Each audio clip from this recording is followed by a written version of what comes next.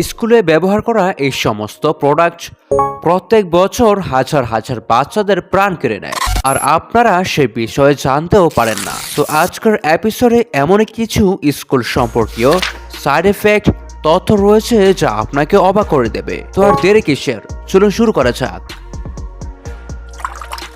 Number 1, ছাত্ররা স্কুলে এমন কিছু ক্ষতিকারক জিনিস নিয়ে যায় যার কারণে প্রত্যেক বছর 60,000 বাচ্চার প্রাণ চলে যায়।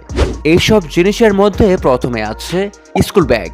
অভিভাবকদের সবসময় এটা বলা হয় যে ঝকমকে ব্যাগ যেন বাচ্চাদের না দেওয়া হয়, কারণ এর মধ্যে অনেক ক্ষতিকারক কেমিক্যাল থাকে যার ফলে অ্যাজমা, ডায়াবেটিস ইত্যাদি এর মতো অসুখ হওয়ার সম্ভাবনা বেড়ে যায়। তো এর পরিবর্তে আপনারা কটন লিনেনের ব্যাগ নিতে পারেন। নাম্বার 2, প্লাস্টিকের লাঞ্চ বক্স।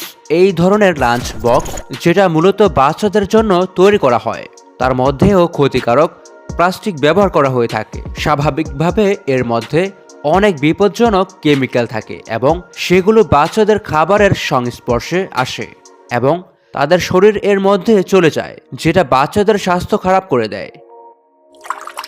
নাম্বার 3, পেন এবং পেন্সিল, যেটা প্রত্যেকটা স্টুডেন্টসের কাছে সব থেকে গুরুত্বপূর্ণ টুলস, তবে কখনো কখনো এটা বাচ্চাদের জন্য বিপজ্জনক হয়ে ওঠে। অনেক সময় একটা বাচ্চা অন্য একটা বাচ্চাকে পেন দিয়ে আঘাত করে।